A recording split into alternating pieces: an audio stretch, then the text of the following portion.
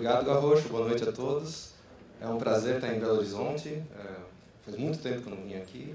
Quero agradecer ao Centro Cultural Banco do Brasil pela iniciativa desse debate, pela Beatriz Gonçalves pela organização e pelo convite para participar desse debate. É uma honra estar aqui debatendo com Antônio Cícero. Eu sou o físico, então, da dupla do debate, o cara mais cético, o cara talvez mais chato, espero que não.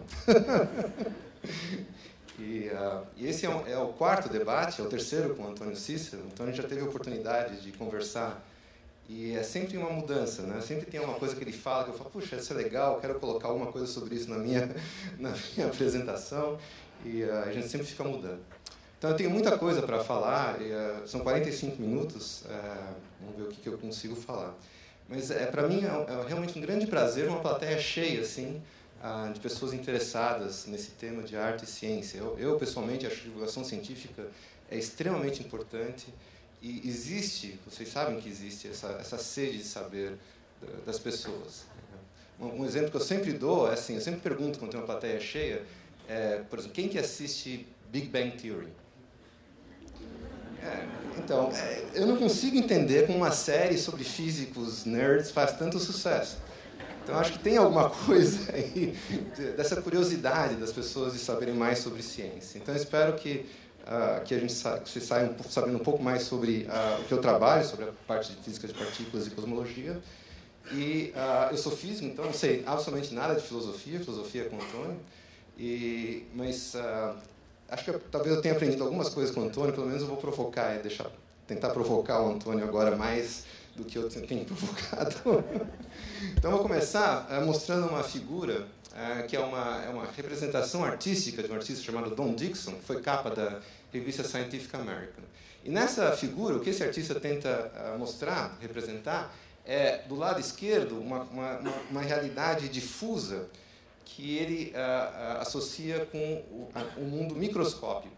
Com o mundo microscópico, a gente sabe, é regido pela chamada física quântica.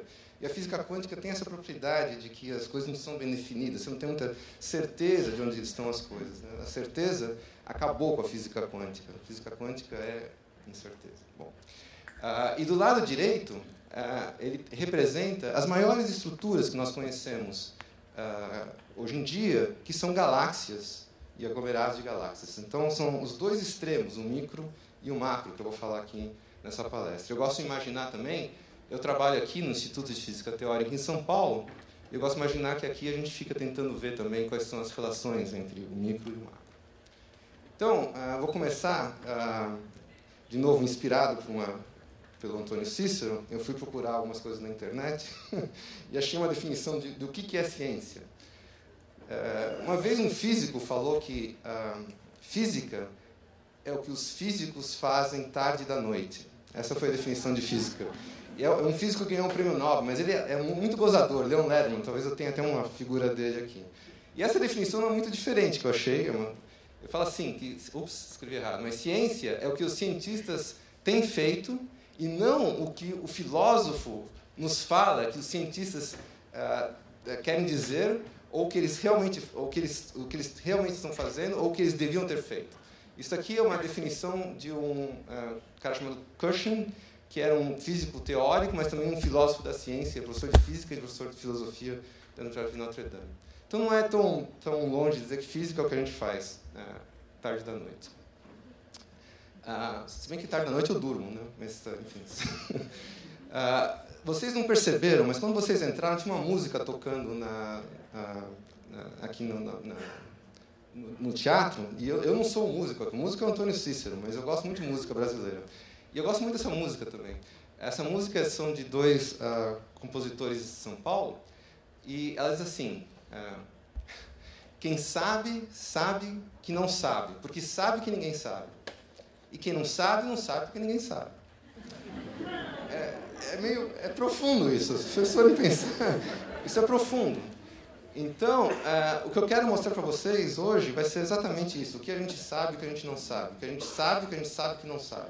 O que a gente não sabe que não sabe, eu não posso falar, porque eu não sei. Então, o roteiro disso daqui vai ser o seguinte, eu quero falar para vocês o que eu entendo, o que nós entendemos por saber, o que nós queremos saber, o que nós sabemos e o que nós sabemos que não sabemos. Então, é isso que eu quero falar. Então, por saber, eu quero falar para vocês o que um cientista faz é usar um método científico. Então, o que é o método científico? Você parte de observações de um certo sistema sobre a natureza, sistematiza essas observações e você tenta explicar essas observações a partir de um modelo. Geralmente, o modelo é um modelo matemático. A natureza, pelo menos para nós, ela se expressa. A gente tenta expressar a natureza através da matemática. Então, a gente desenvolve modelos matemáticos que descrevam esses fenômenos. E esses modelos, existem previsões que esses modelos podem fazer. Então, existem essas previsões, os cientistas vão e tentam checar essas previsões. Se essas previsões forem satisfeitas, significa que o modelo funciona até onde a gente sabe, até onde as previsões foram feitas, até onde os testes experimentais foram feitos. Se o modelo falha, significa que... Desculpe, se as previsões falham, significa que o modelo está incompleto, errado, alguma coisa desse jeito. Tá? Então, é isso que a gente quer dizer por observação. Então, vou dar um exemplo para vocês. Talvez vocês conheçam essa figura aqui, um grande físico britânico, Isaac Newton. Isaac Newton, no final do século XVII, escreveu um dos livros mais importantes na física. Esse livro chamava-se Os Princípios Matemáticos da Física Natural, da Filosofia Natural. Veja, interessante isso daqui, é filosofia. Então, nessa época, física era filosofia natural. E o que o Newton fez? Ele fez uma coisa incrível. Ele, analisando os movimentos, tabelas de movimentos de astros, planetas, etc., e movimentos de corpos na Terra, a famosa maçã, ele descobriu uma lei universal da gravitação. Como que a gravidade atua nos objetos. Isso daqui foi fantástico porque ele mostrou que os fenômenos que ocorrem na Terra, por exemplo, a famosa queda de uma maçã, ou no céu, o movimento dos planetas, esses fenômenos são regidos pelas mesmas leis. As mesmas leis que funcionam na Terra, funcionam no céu, funcionam no nosso universo. Isso é incrível. Né? Final do século XVII, uma coisa fantástica. Uma unificação de um entendimento profundo da natureza. Então, agora vou dar um exemplo de um sucesso das leis da gravitação de Newton. Então, esse exemplo é o seguinte. Tem um matemático francês chamado Verrier, já no começo do século XIX, e esse matemático francês, ele estudou a órbita do planeta Urano. Então, ele tinha tabelas da órbita do planeta Urano e tabelas das órbitas dos outros planetas também. E o que ele descobriu é que, no modelo newtoniano, né, nesse modelo da gravitação universal, essa órbita, eu não consegui explicar essa órbita. Essa órbita apresentava anomalias. Aí o que o Verrier pensou? Bom, o que deve estar acontecendo é o seguinte: deve ter um outro planeta, um outro corpo, próximo a Urano, que muda um pouquinho a órbita dele. Né? Desvia. E ele explicou, então, essa órbita irregular de Urano, assumindo a existência de um novo planeta. Fantástico, né? Esse daqui é o trabalho dele. A primeira página do trabalho, um trabalho imenso, que analisava tabelas e tabelas, sobre pesquisas sobre o movimento de Urano. Em 1845, o Le Verrier calculou a trajetória que esse novo planeta, que ele previu que deveria ter, esse planeta deveria fazer, de acordo com a lei da gravitação de Newton.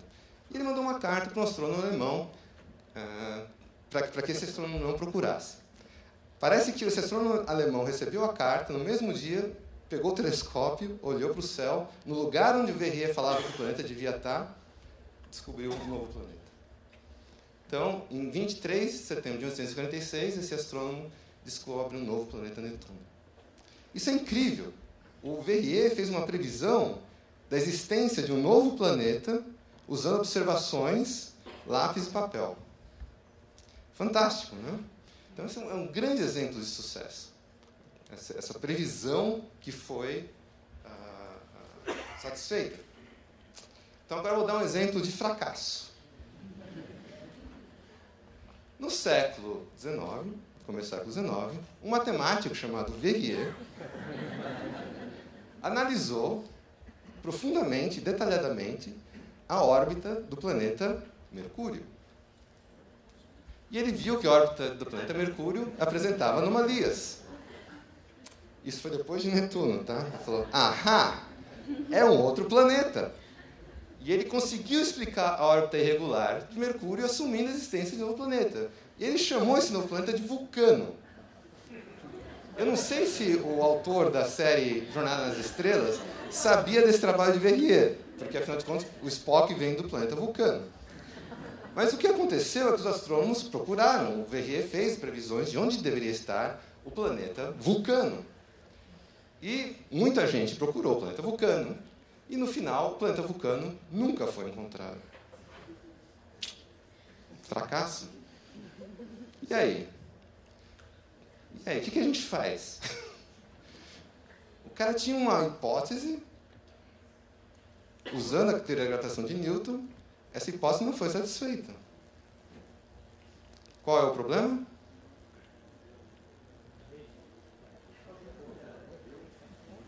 Lembra que eu falei de modelos? A hipótese está errada. A gravitação de Newton, que funciona super bem, tem limites. E isso só foi resolvido muito mais tarde. Então, a teoria da gravitação de Newton é incapaz de descrever a órbita de Mercúrio.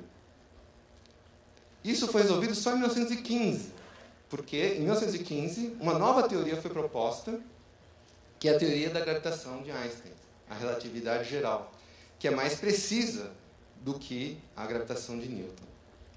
Não só mais precisa, é totalmente diferente, é uma revolução. Mas, obviamente, ela tem que reproduzir a teoria de Newton nos limites que nós conhecemos, porque a teoria de Newton funciona extremamente bem.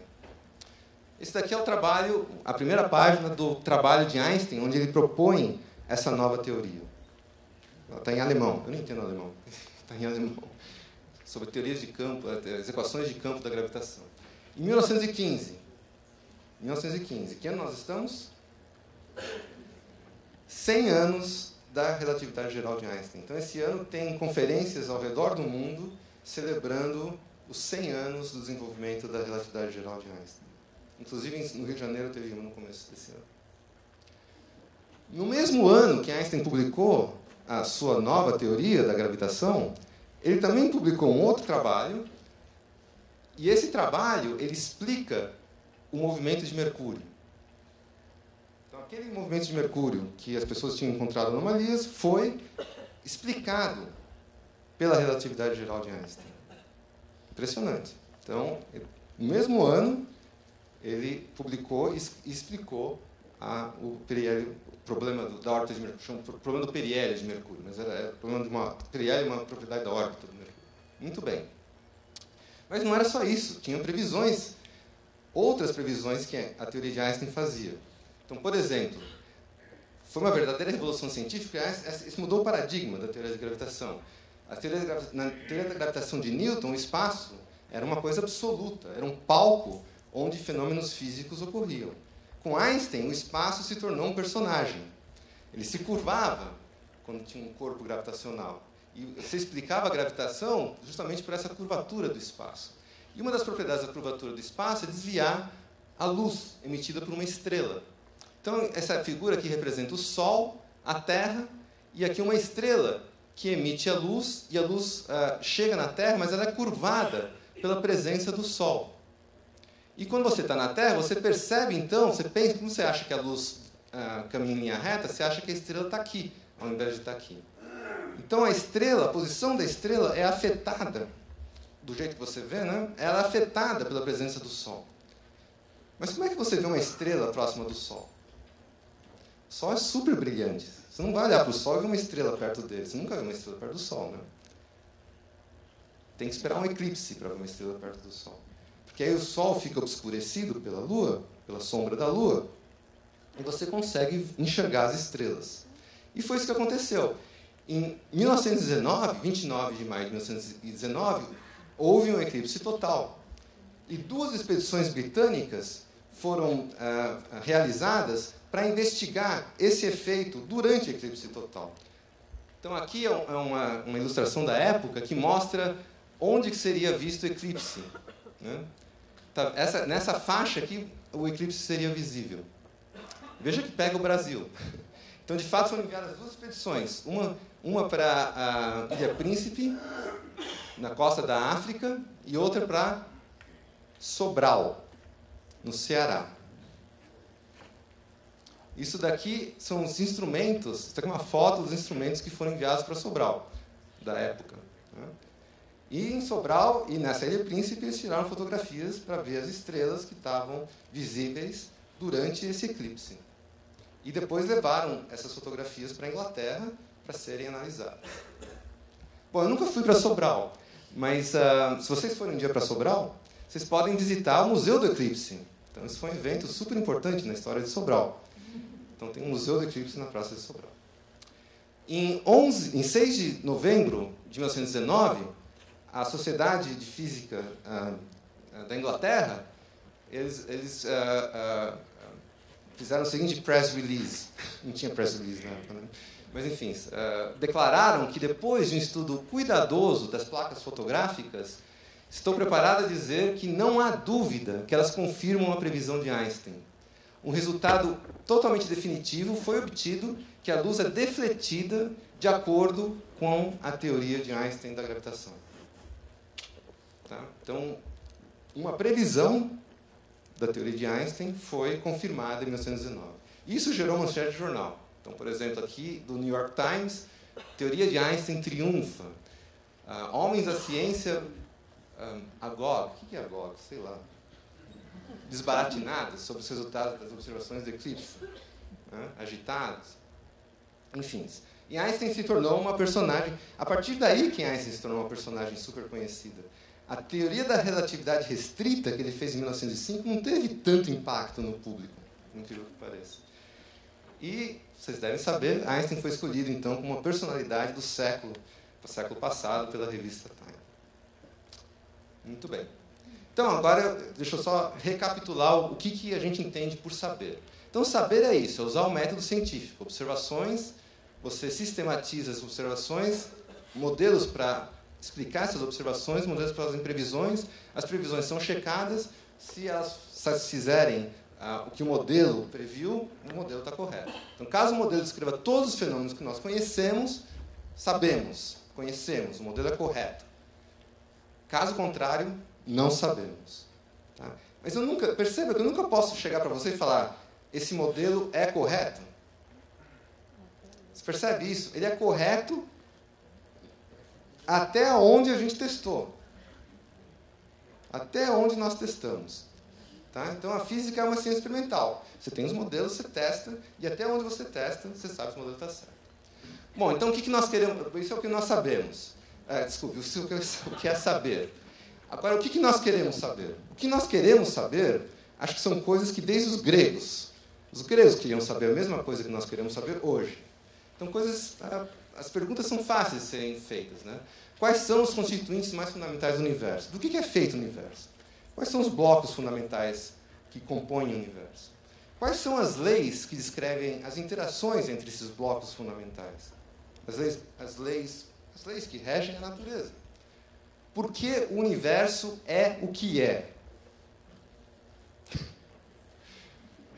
Essa pergunta, nós somos modestos, né? Não, física é tranquilo, pessoal. É só isso que a gente quer saber, nada mais. Bom, uma coisa que é importante falar também é que esse tipo de pesquisa é uma pesquisa básica. Percebe? A gente faz essa pesquisa porque nós somos curiosos. Não é porque a gente quer uma aplicação. Às vezes perguntam, sabe, para que serve o bóson de Higgs? Não tem uma aplicação. É uma vontade da gente conhecer a natureza. É isso que a gente faz pesquisa. Tem um físico famoso chamado Feynman que costumava dizer que física é que nem sexo. Pode ser que saia uma coisa boa disso, mas não é por isso que a gente faz.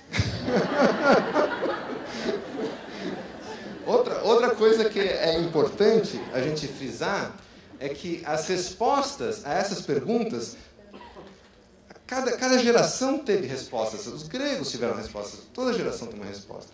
E essas respostas dependem da tecnologia que é disponível na época onde essas perguntas foram feitas. Então, por exemplo, os gregos, nem grego, Idade Média ainda, bom, gregos também, isso foi até a Idade Média, achavam que a composição do universo era bem simples. Tudo era feito de ar, terra, fogo e água, e mais um elemento chamado quintessência, porque as estrelas não eram feitas da mesma coisa que as matérias da Terra, porque as estrelas não caíam na Terra. Espertos eles, né? Então, tinha a quinta essência. Muito bem. Uma coisa que é importante também frisar é que nós somos privilegiados. Nossa geração é privilegiada, porque nós fomos a primeira geração a ter uma capacidade tecnológica avançada o suficiente para estudar o universo de maneira científica. Então, nós temos diversos instrumentos que tentam exatamente analisar, estudar o âmago da matéria, o cerne da matéria, do que é feito no universo, coisas desse tipo. E são os telescópios, satélites, aceleradores de partículas. Eu vou falar de alguns desses instrumentos daqui a pouco. É importante também a gente ter noção das diferentes escalas que existem na natureza. Então, você pode pensar que as menores escalas são escalas de partículas elementares aqui. E aqui no lado esquerdo desse eixo tem a unidade típica, a dimensão típica da escala que a gente está considerando. Por exemplo, a escala humana é da ordem de 1 metro. A escala de galáxias é 10 a 20 metros. Significa 10 com 20 zeros, 1 com 20 zeros na frente, metros. Essa é a notação científica que a gente usa. E 10 a menos 10 significa 0, 10 zeros e 1. Essa é a notação científica. Então, as fronteiras que a gente tem na natureza são as maiores escalas possíveis, o universo, e as menores escalas possíveis, que são as escalas das partículas elementares. Então, essas fronteiras que nós temos hoje em física. Você pode também representar esse diagrama de escalas, em vez de fazer uma coisa linear, fazer uma coisa circular, para mostrar que essas escalas... Então, aqui estariam as galáxias, de novo, aqui estariam as pessoas humanas, aqui estariam as partículas mais elementares possíveis. E esse mito da cobra que engole o próprio rabo representa a influência que as partículas elementares têm no cosmos. Então, muitas propriedades do universo inteiro são determinadas pelas partículas elementares. As menores escalas possíveis determinam o que acontece nas maiores escalas, que é bastante interessante. Talvez eu fale um pouco mais sobre isso. Então, agora eu vou tentar falar sobre o que sabemos. Eu posso falar horas e horas sobre isso, então, obviamente, eu não vou falar horas e horas sobre isso. Vai ser super resumido e superficial. Mas, enfim, o que sabemos? Como eu disse para vocês, o que sabemos depende da tecnologia. Tá bem? Então, eu vou escolher... eu vou falar o que nós sabemos no micro e no macro. Mas eu vou escolher instrumentos científicos de fronteira no micro e no macro. Tá? Então, vamos começar pelo micro. O micro são partículas elementares. E o instrumento que hoje é o mais poderoso para estudar partículas elementares se chama Large Hadron Collider, o Grande Colisor Hadrônico. LHC para os íntimos. LHC. Então, eu vou falar um pouco sobre o que é esse LHC. Primeiro, do que é feita a matéria. Então, se você pegar um pedaço de matéria e for dividindo, você chega numa estrutura atômica da matéria, mas o átomo, a gente sabe desde 1897 que ele não é indivisível. O átomo é feito de partículas mais elementares. Então, o átomo, hoje, nós sabemos que é feito de um núcleo com elétrons rodando ao redor do núcleo. O núcleo atômico é feito também de outras partículas, de prótons e nêutrons. E quando eu estava no colegial, prótons e nêutrons eram partículas elementares. Você vê como que esse conhecimento muda, certo? Hoje nós sabemos que prótons e nêutrons não são partículas elementares, mas são feitos de outras partículas chamadas quarks. Então, o que a gente quer estudar é o cerne da matéria. E para estudar o cerne da matéria, a gente precisa de aceleradores de partículas. E o que esses aceleradores de partículas, o que eles fazem é o que o nome diz, acelerar partículas a grandes energias. Essas partículas colidem entre si, produzem novas partículas. E nós estudamos essas novas partículas que são produzidas nessas colisões.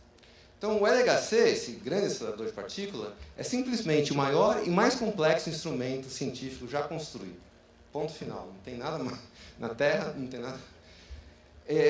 Uma coisa importante também de mencionar é que ele não foi uma coisa que foi ligada, foi feito e ligado. É uma coisa que é um processo que levou um tempo muito grande para chegar até o LHC. Bom, para chegar até o LHC levou mais de 20 anos, mas o LHC é um acelerador de partículas construído num laboratório, CERN, que se chama, que foi fundado em 1954. Esse laboratório se dedica o conhecimento de física de partículas elementares através da construção de aceleradores de partículas. Então, houve uma série de aceleradores de partículas que foram construídos desde 1954 nesse laboratório. O LHC é o último deles, até o momento, tá? O mais recente. Ele é um túnel, é um acelerador construído num túnel subterrâneo, 100 metros abaixo da Terra, com 27 km de extensão. Então, se você sobrevoar Genebra, ele fica perto de Genebra, na Suíça. Se você sobrevoar Genebra de avião, você não vai ver um círculo vermelho assim. Tá? Isso daqui é só uma representação do que seria esse acelerador. Né? Ele cruza a fronteira da Suíça com a França, que são as montanhas Jura, que aqui é o Lago de Genebra. E também é uma outra vista, e aqui é mais bonito porque você vê os Alpes. É bacana. Isso aqui é dentro do túnel, dentro daquele túnel de 27 quilômetros. Esse é o LHC, esse tubão aqui. E nesse tubão aqui, as partículas, são os prótons, são acelerados a uma energia muito alta. E em alguns lugares eles colidem. Eu vou mostrar esses lugares que eles colidem. Porque eles colidem onde existem detetores para observar essas novas partículas. Existem 4 grandes detetores no LHC, que chamam Atlas, CMS, LHCb e ALES. E o Brasil participa, tem físicos experimentais. Eu não sou físico experimental, sou físico teórico. Mas o Brasil tem físicos experimentais trabalhando nesses 4 experimentos. Isso aqui é um esquema de como esses experimentos estão distribuídos ao redor do acelerador. Então, isso daqui é o acelerador, esse tubo aqui, mas em alguns pontos essas partículas colidem. E esses grandes detetores são construídos ao redor desses pontos de colisão para identificar as partículas produzidas. Então, por exemplo, só um exemplo, o detetor Atlas, são coisas imensas. Isso aqui é um desenho, né? Mas você pode ir no CERN e ver quando não está funcionando. Esses detetores é uma coisa impressionante. Ele tem 7.000 toneladas, pesa 7.000. Está vendo uma figurinha aqui? Isso aqui é uma pessoa. Só para dar uma ideia do tamanho desses detetores. Tá? São caríssimos, são 3.000 pessoas trabalhando. É algo impressionante. É algo realmente impressionante. De novo, poderia falar 1 hora sobre isso, mas não vou falar. Eu vou dar o resumo da ópera. Então, as partículas elementares que nós conhecemos, elas podem ser resumidas numa coisa que parece uma tabela periódica de Mendeleev. Não é muito diferente, mas com menos elementos. Essas são as partículas que a gente conhece hoje. Essas partículas aqui em cima, essas 6 partículas aqui, a gente chama de quarks. E aqui, essas outras 6 partículas, a gente chama de létrons. São nomes, tá bom? Então, o elétron a gente conhece. Esses quarks, U e D, eles formam o próton e o nêutron, por exemplo. Esses neutrinos, vou falar um pouquinho mais de neutrinos, são partículas, também fazem parte desse modelo que a gente conhece, todos foram detectados. E aqui tem uma outra coluna que representa partículas que transmitem as forças entre as outras partículas. Estão chamados bósons vetoriais, esses daqui. Isso daqui é o que a gente conhecia até 2012. Depois de 2012, em primeiro lugar, tudo que temos aqui em volta são feitos só dessas partículas aqui. Os prótons, nêutrons, átomos, tudo é feito disso daqui. Essas outras aqui, elas são, basicamente, principalmente essas daqui, são instáveis. Elas se desintegram rapidamente. Também esse míon e tal, eles também se desintegram rapidamente. Então, nós aqui somos feitos, basicamente, dessas partículas aqui. Mas em 2012 foi descoberto finalmente o chamado bóson de Higgs, que eu vou falar um pouco mais sobre ele, e faz parte então dessa tabela periódica, digamos assim, das partículas elementares. Tem uma regularidade nessa tabela aqui. Tem 3 coisas, a gente chama de 3 gerações. Essas 3 colunas aqui são muito parecidas. E a gente não sabe por que tem 3 gerações. A gente não tem nenhuma teoria boa para explicar por que são 3, por que não são 4. A gente não sabe. A gente pode testar. Então, os prótons, como eu falei para vocês, são feitos desses quarks. Tem 2 quarks U e um quark D, que são colados. Então, isso aqui representa um núcleo atômico, aqui tem um próton, e o próton é feito desses 3 quarks colados por uma partícula chamada gluon. Então, esse gluon aqui, esse G, é a partícula que cola os quarks para formarem prótons, por exemplo, e nêutrons. E sabemos também que existem 4 forças fundamentais na natureza. Então, lembra que eu falei que uma coisa que nós queríamos descobrir é quais são as partículas fundamentais e quais as forças através das quais elas interagem. Então, tem a força gravitacional, que todo mundo conhece, a força eletromagnética, também todo mundo conhece, Cargas iguais se repelem, cargas opostas se atraem. Tem uma força aqui que as pessoas não são muito familiarizadas com elas, que inclusive envolve o tal do neutrino, que são as chamadas interações fracas, e as interações fortes, que envolvem a troca do gluon. E, finalmente, uma quinta força na natureza foi descoberta em 2012. Pode ser uma troca de um bóson de Higgs, gera uma força também. Então, depois de muitos anos de pesquisa, hoje nós temos um modelo que descreve as leis fundamentais da natureza, com exceção da gravitação. O nosso modelo de física de partículas não descreve satisfatoriamente a gravitação. Tá? Mas todos os fenômenos detectados em aceleradores de partículas são explicados pelo modelo padrão. É um modelo tão aceito que é conhecido como modelo padrão. Se chega um físico e fala modelo padrão, ele vai saber o que é o modelo padrão. A coisa mais aceita que tem. O modelo padrão, eu gosto disso, de indicar que o modelo padrão pode ser medido, a perfeição do modelo padrão pode ser medida em prêmios Nobel. Então, o modelo padrão, de fato, recebeu o prêmio Nobel. Essas foram as pessoas que desenvolveram o modelo padrão, Glashow, Weinberg e Salan, no final da década de 1970. O prêmio Nobel veio em 79. Mas houve uma série de prêmios Nobel, antes e depois, relacionados à física de partículas e ao modelo padrão.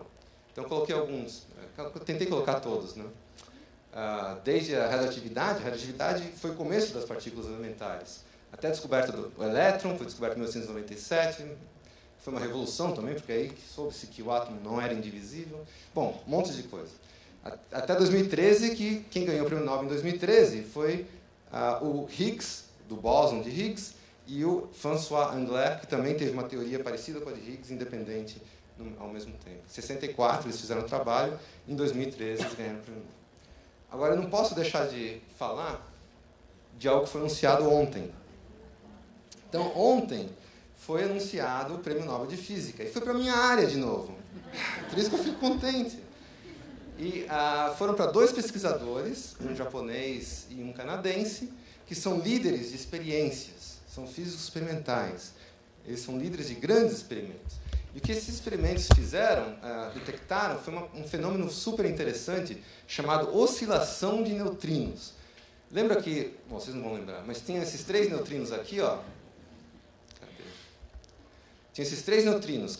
Tinha o neutrino do elétron, o neutrino do míon e o neutrino do tal. Esses 3 neutrinos, eles não são totalmente independentes, eles se misturam. E essa mistura entre esses neutrinos, que foi a descoberta que esses experimentos fizeram, revelam uma coisa muito importante do neutrino, que, aliás, não faz parte do modelo padrão. O neutrino, um mecanismo para explicar essa oscilação é um mecanismo de massa para neutrinos. Né? Então, esse aqui, o prêmio Nobel foi para a descoberta das oscilações de neutrinos, que mostra que neutrinos têm massa. E no modelo padrão, que eu falei para vocês, o neutrino não tem massa. Então, é uma coisa que vai além do modelo padrão. Isso é muito, muito interessante. A gente ainda não sabe exatamente qual é a origem da massa do neutrino. Poderia ser simplesmente uma interação com o bóson de Higgs, mas a gente não sabe. E só para ter uma ideia, esse japonês aqui, ele é o diretor de um grande experimento chamado Super Kamiokande, no Japão, que detectou essas oscilações de neutrinos. E eu adoro mostrar essa foto, porque é impressionante esse experimento. Ele é um grande reservatório de água pura, 50 mil toneladas de água pura, cercada por um instrumento chamado fotomultiplicadoras, que faz exatamente o que o nome fala, multiplica luz, né? Aumenta os sinais de luz. Porque esses neutrinos são muito difíceis de serem detectados. Lembra que eu falei que tem uma interação fraca? Chama-se interação fraca. O nome tem seu motivo de ser. É uma interação fraca. É muito difícil detectar neutrino. Vocês terem uma ideia, por vocês, cada um de vocês, passa da ordem de 100 bilhões de neutrinos por segundo. E vocês não percebem, né? Neutrino é uma das partículas mais abundantes do universo. Ainda bem que vocês não percebem. Ainda bem que a gente não percebe. Senão a gente estaria morto. Mas por que a gente não percebe? Porque as interações desses neutrinos são super fracas. Então é muito difícil o neutrino interagir com a gente. Né? E eles vêm da onde? Vêm do Sol, vêm da própria Terra, de decaimentos radioativos. Nós emitimos neutrinos. Sabia que nós somos fontes de neutrinos também? Sabe por que nós somos fontes de neutrinos? Porque a gente tem potássio no nosso corpo. O potássio radioativo se desintegra em neutrinos. Então nós emitimos neutrinos, somos fontes, eu sou fonte de neutrino também. Neutrino é uma coisa que está em todo lugar, mas é super difícil de detectar. Uma partícula foi proposta, teoricamente, em 1930, e só foi detectada em 1956, devido aos reatores nucleares que produziam neutrinos em profusão. Agora se detecta neutrino do Sol, esse instrumento aqui detectou neutrinos que são produzidos na atmosfera da Terra. Então, bom, isso aqui foi o prêmio Nobel, tá? Então eu não preciso falar que é importante. Foi importante, é importante ainda. Bom, esse físico Feynman que eu mencionei para vocês também falava que uma vez que você descobrisse um modelo que descrevesse a natureza, ele deveria ser simples o suficiente para caber numa camiseta. E, de fato, o modelo padrão cabe numa camiseta, mais ou menos. Então, isso daqui são as equações, porque, de novo, a física a gente vê por meio de equações. Os modelos são modelos matemáticos. Então, isso daqui é uma função chamada lagrangiana que descreve como que o modelo padrão funciona. E ainda bem que ninguém perguntou, mas alguém pode perguntar, por que essa partícula de Higgs chamava-se, algumas pessoas chamam de partícula de Deus? A culpa foi desse sujeito aqui, que é um gozador. Esse é um gozador chamado Leon Lederman. Foi diretor de um laboratório importante chamado Fermilab, ganhou o prêmio Nobel, e ele queria diz ele que queria chamar a partícula de, não de God Particle, mas ele queria chamar de Goddamn Particle. Significa partícula maldita. E o editor não deixou. Diz ele que o editor não deixou chamar a partícula de Goddamn Particle e ficou de God Particle. Eu acho que ele está gozando. Tá? Acho que não é isso, não. Depois eu explico o porquê. 10 minutos? E em 2012, então, foi descoberto o bóson de Higgs. Isso daqui é um auditório do CERN, em 4 de julho de 2012. Isso daqui são vários diretores do CERN. Um projeto que levou 20 anos para ser feito. Não é pouca coisa, tá? 20 anos foram 4 ou 5 diretores que passaram pelo CERN. Um pouco de propaganda. Bom, se vocês quiserem saber mais, vocês vão ver o livro. Muito bem. Então, agora eu vou falar, nos últimos 10 minutos, da outra parte. Eu falei do micro até agora. Agora eu vou falar do macro, do nosso universo. Cosmologia, em 10 minutos. E aí eu... Fica numa perna só. Quem falava isso? Tinha que explicar tudo numa perna só? Alguém falava? Tinha que explicar, fica numa perna só. Era só, não sei quem que era. Bom, então eu vou falar de um outro experimento chamado... Então, eu me concentrei no LHC para descrever o micro. No macro, eu vou escrever um outro experimento chamado Dark Energy Survey, que eu faço parte, por isso que eu vou explicar. Esse Dark Energy Survey é uma colaboração internacional, como todos os experimentos são. Tem gente do Brasil participando, eu participo também. Ele fica num telescópio no Chile, um telescópio de 4 metros.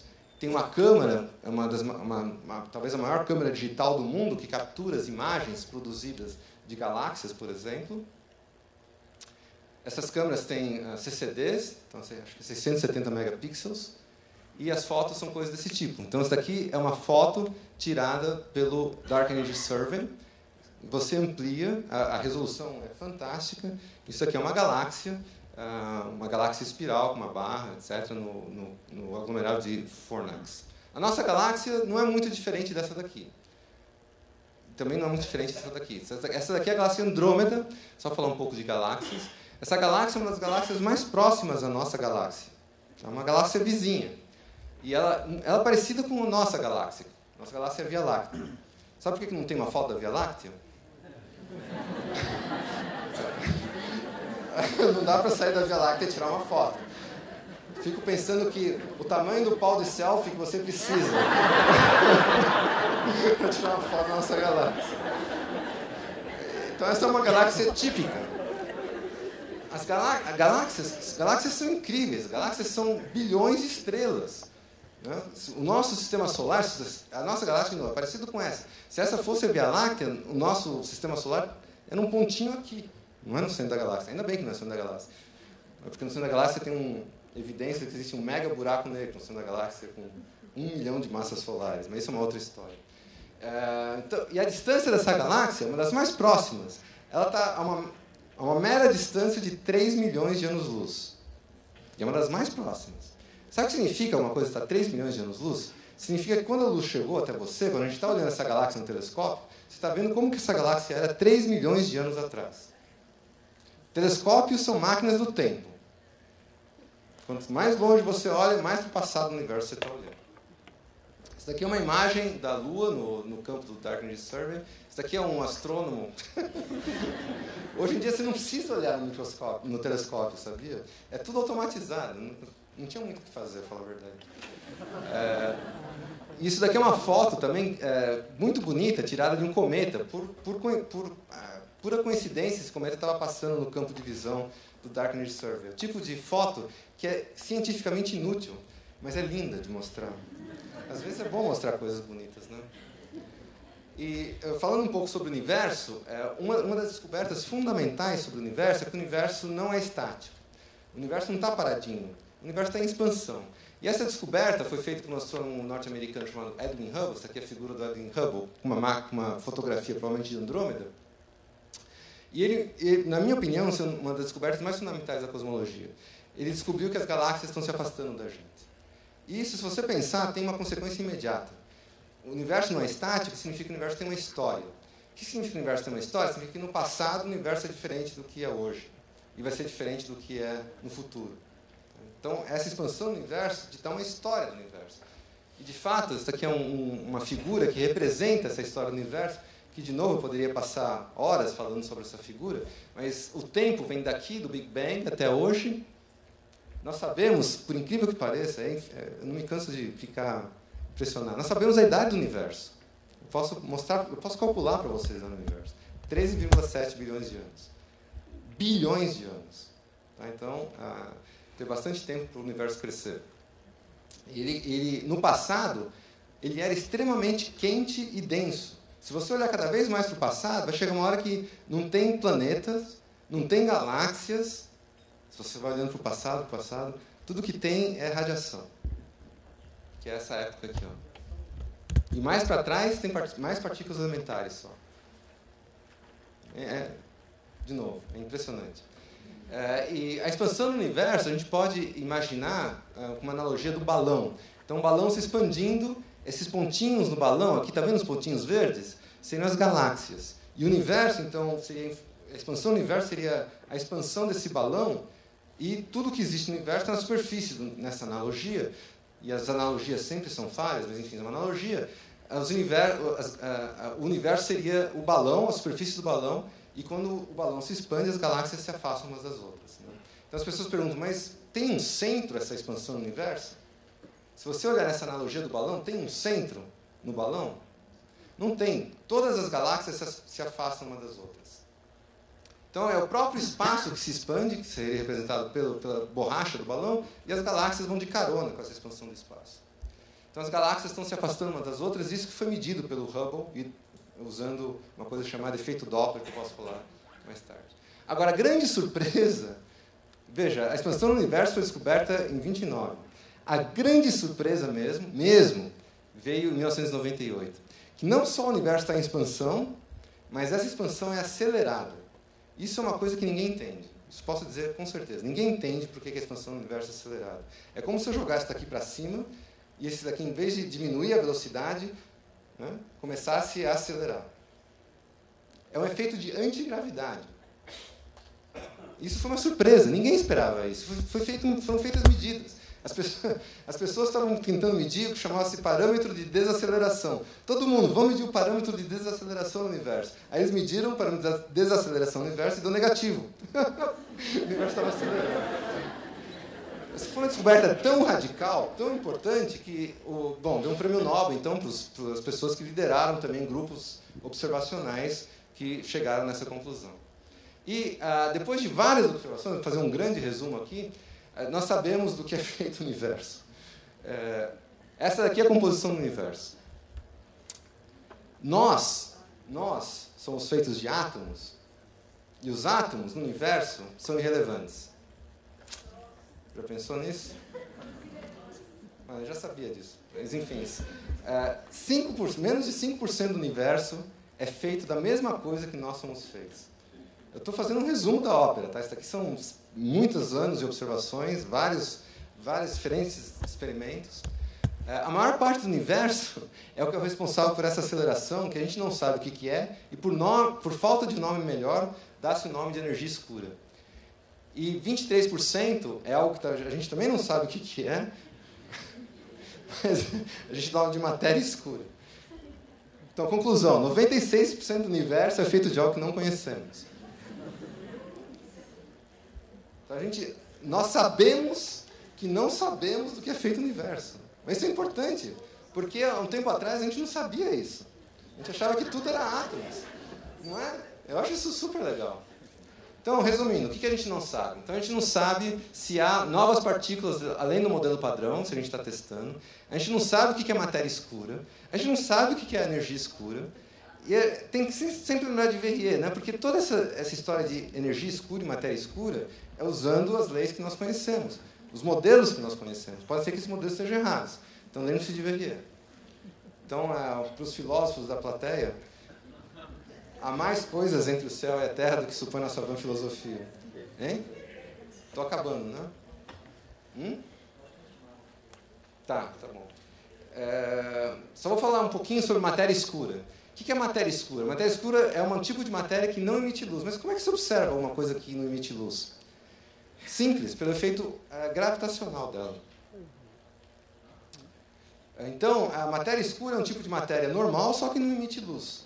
E ela tem, então, efeitos gravitacionais. Então, por exemplo, os efeitos gravitacionais, ela distorce a forma de galáxias. Não sei se vocês estão vendo nessa imagem. Essa imagem é uma fotografia de galáxias, nada mais do que isso. Mas você vê que tem coisas distorcidas aqui?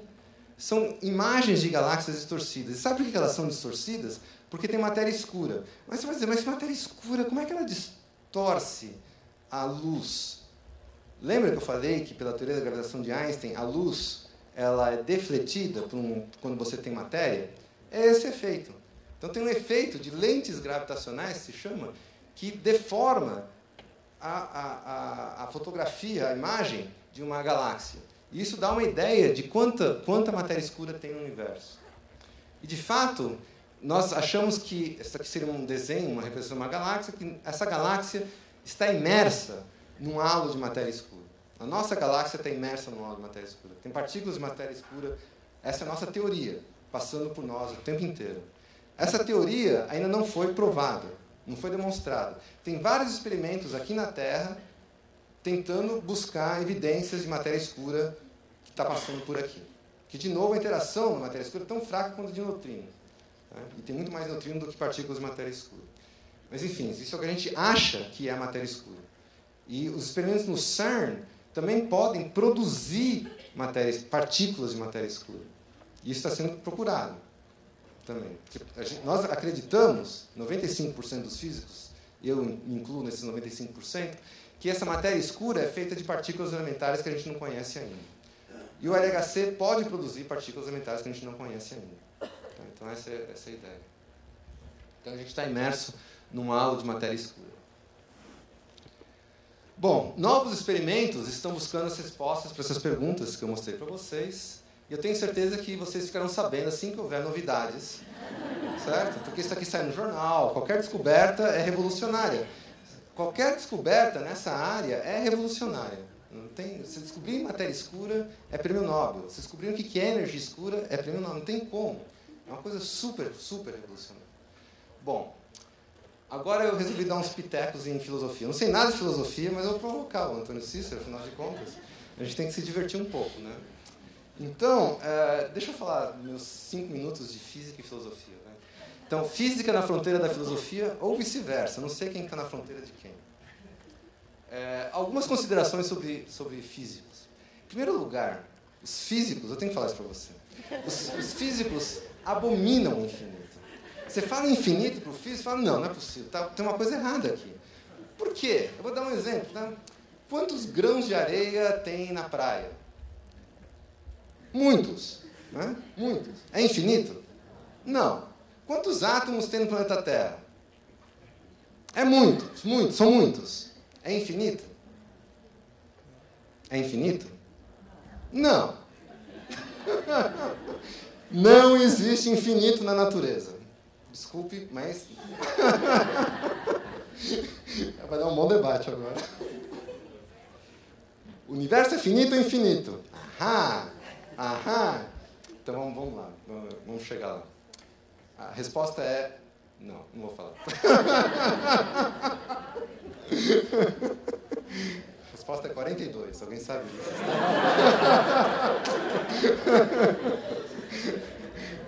Alguém conhece essa história do 42. Então, quando um físico encontra o infinito, na teoria dele, é um desastre. É um desastre, a teoria está errada. Isso é verdade. E a gente encontra, de vez em quando, infinitos e fala, não pode ser. Tem alguma coisa errada, a gente tem que resolver isso daí. E tenta se resolver. Então, o infinito a gente considera como uma falha na teoria. Bom, então, diferença entre física e filosofia, para provocar um pouco mais. Teorias físicas são passíveis de testes experimentais, elas podem ser falsificadas. E, no fim, a natureza é que é a juíza de todas as teorias. Acho que isso o Antônio concorda comigo. Não adianta ficar sentado, pensando no mundo, tem uma super concepção, uma ideia fantástica, até em alemão, mas na hora tem que testar. Depois tem que testar. Isso aqui é uma coisa que o Antônio me mostrou, que eu não sabia. O Stephen Hawking, vocês ouviram falar do Stephen Hawking, né? Essa foto é muito infeliz, porque eu acho que ele está babando aqui. Ele fala assim, ó, é uma frase que ele disse, né? Por que nós estamos aqui? De onde nós viemos? Essas perguntas, tradicionalmente, são da filosofia, mas a filosofia está morta, ele fala. Ele falou isso, a filosofia está morta. Mas o que ele quer dizer com isso? Ele quer dizer que os filósofos não tiveram o mesmo passo com desenvolvimentos modernos na ciência, particularmente na física. Então, questões fundamentais sobre a natureza do universo não podem ser resolvidas sem dados observacionais. Então, é isso que ele quis dizer. Agora, uma coisa interessante também, já que eu dou uns pitecos aqui, isso não é... Está acontecendo uma coisa estranha na ciência hoje. Eu tenho que agradecer ao Antônio Silva, porque eu não penso muito nessas coisas no dia a dia, mas é verdade. Uma coisa nova está surgindo, talvez esteja surgindo na ciência. Isso tem a ver com uma coisa chamada princípio antrópico. E isso pode ser uma mudança radical no que é aceitável como base para uma teoria. E o que é esse princípio antrópico? Esse princípio antrópico é incrível. É assim, a gente vai explicar, vou dizer para você por que o universo é do jeito que ele é. O universo é o que é, pois se não fosse, não haveria cientistas para estudá-lo. Esse é o princípio antrópico. O que significa isso? Significa que a gente está renunciando ao reducionismo, que é o que a gente gosta, de tentar explicar as coisas. E eu queria estender um minutinho a mais sobre isso daqui. Então, por exemplo, as leis de Newton, né, são fantásticas. Descrevem movimentos dos planetas com bastante precisão, tirando o período de Mercúrio, mas são muito precisas. Então, se você me der a posição da Terra hoje, daqui a 100 anos eu consigo prever onde é que a Terra vai estar usando as leis de Newton. A lei de Newton é fantástica. Mas o que a lei de Newton não pode explicar é por que a Terra está a essa distância do Sol. Você percebe que isso as leis de Newton não explicam? Então, por que a Terra está a essa distância que a gente observa hoje do Sol? Não tem uma explicação.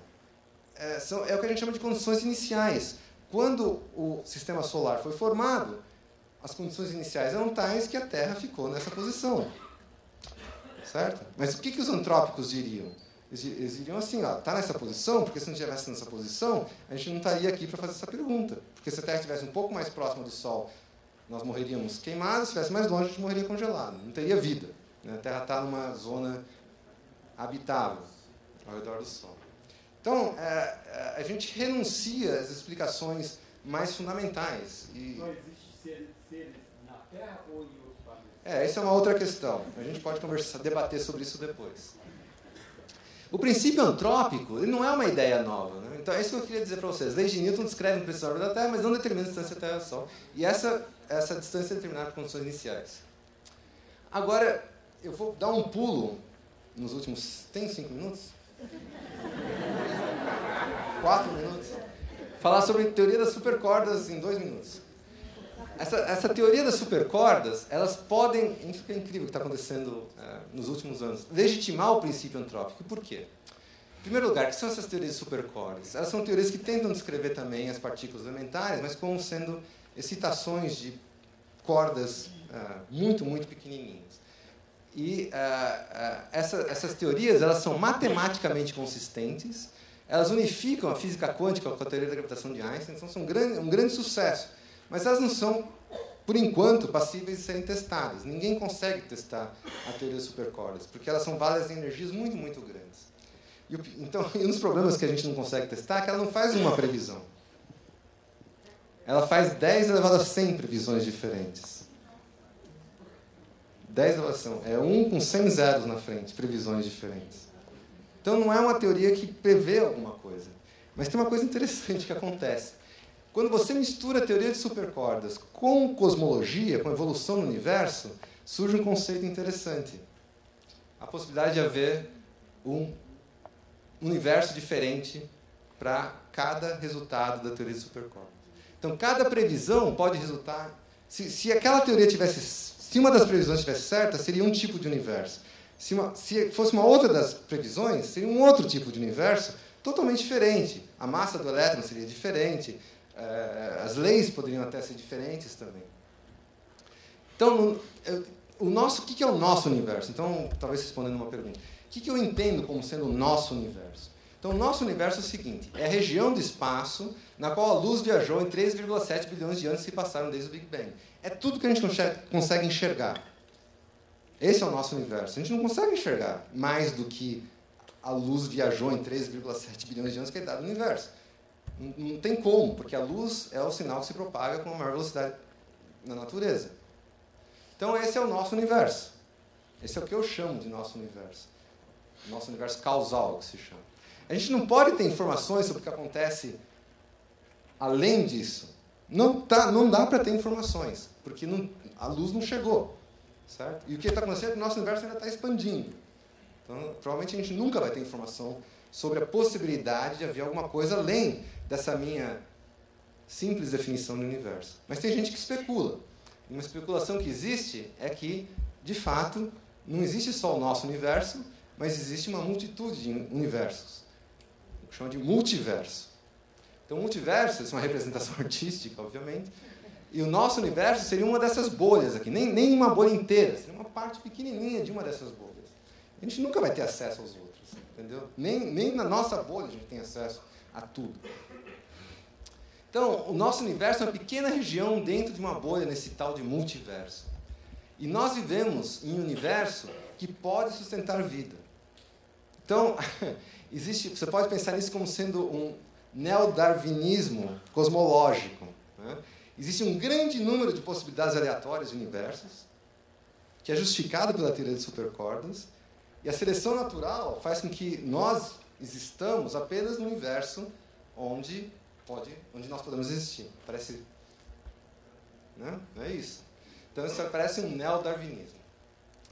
E uma coisa que está sendo discutida hoje é se essa teoria das supercordas é física ou filosofia, porque ela não pode ser testada.